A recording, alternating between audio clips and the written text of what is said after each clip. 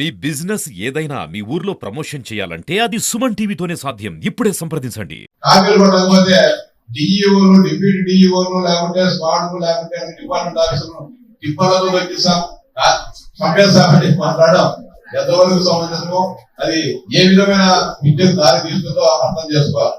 ఇది కాంపిటీషన్ యుగం. ఒక సాఫ్ట్వేర్ ఇంజనీర్ కావాలంటే మనలో నాలెడ్జ్, ఆ విధమైన టెక్నాలజీ లేకపోతే సాఫ్ట్వేర్ కంపెనీలో ఉద్యోగం లేదు. ఆడ కాపీలు కొట్టారు మనల్ని. రేపు ఐఏఎస్, ఐపీఎస్, లేకుంటే ఒక టీచర్ కావాలన్నా, లేకపోతే ఇంకోటి కావాలి, లెక్చరర్ కావాలన్నా, తహసీల్దార్ కావాలన్నా ఖచ్చితంగా నీతి నిజాయితీగా ఎగ్జామ్ దొరుకుతాయి. ఏ ప్రభుత్వం ఉన్నా కూడా మన 10వ తరగతిలోనే కాపీలు కొట్టి, ఇంటర్మీడియట్ లోనే కాపీలు కొట్టి, డిగ్రీకు ఇంటర్మీడియట్ చేస్తే వచ్చి ఉపయోగమే ఉండదు.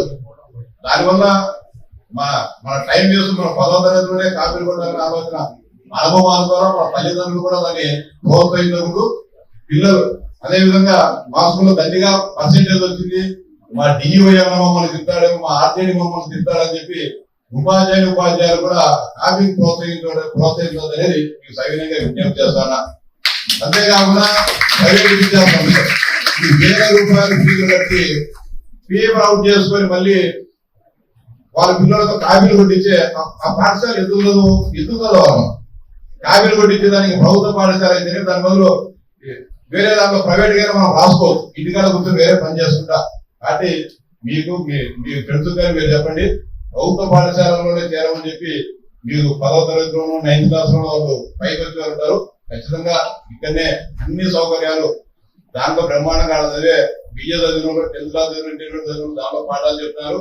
ఇక్కడ BSc, BA, BEd, MA, MSc బ్రహ్మాండంగా క్వాలిఫైడ్ బాగా చదువుకున్న ఉపాధ్యాయులంతా ఇక్కడ చదువు చెబుతున్నారు. మన పాఠశాల ప్రోత్సహిస్తున్నాం.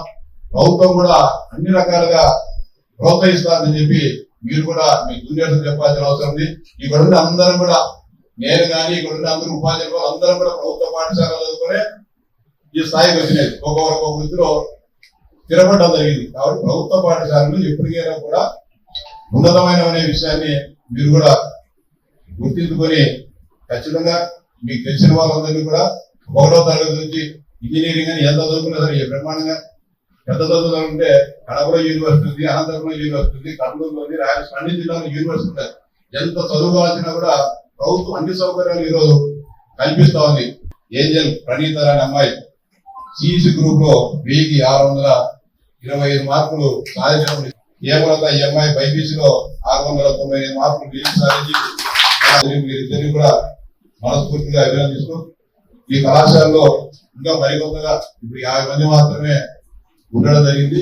ఇంకా పెద్ద ఎత్తున టెన్త్ను ముఖ్యంగా ప్రభుత్వ పాఠశాల నుంచి మళ్ళీ అదేవిధంగా 10th నుంచి 10వ తరగతి ఎవరైతే పాస్ అవుతారో వాళ్ళందరినీ కూడా ఈ మన ప్రభుత్వ జూనియర్ కళాశాలను బలోపేతం చేసే విధంగా చర్యలు తీసుకోవాలని చెప్పి విజ్ఞప్తి చేస్తూ, ప్రభుత్వ పరంగా మీకు ఏ సహాయ సహకారాలు కావాల్సిన నేను ముందుండి మీకు అన్ని కూడా పిల్లలకి ఏ సమస్యలు వచ్చినా అదేవిధంగా సిబ్బందికి ఏ సమస్యలు వచ్చినా కూడా వాటి ప్రభుత్వం దృష్టికి తీసుకొని ఇవాళ నా వ్యక్తిగతంగా చేసే కార్యక్రమం అయితే ఖచ్చితంగా దాన్ని కూడా పూర్తి చేసి మీ అందరి సంపూర్ణ ఉద్యోగ భవిష్యత్తు బాగుండాలని ఆకాంక్షిస్తూ ఈ అవకాశం కల్పించిన మీరందరికీ విజ్ఞప్తి చేస్తాను.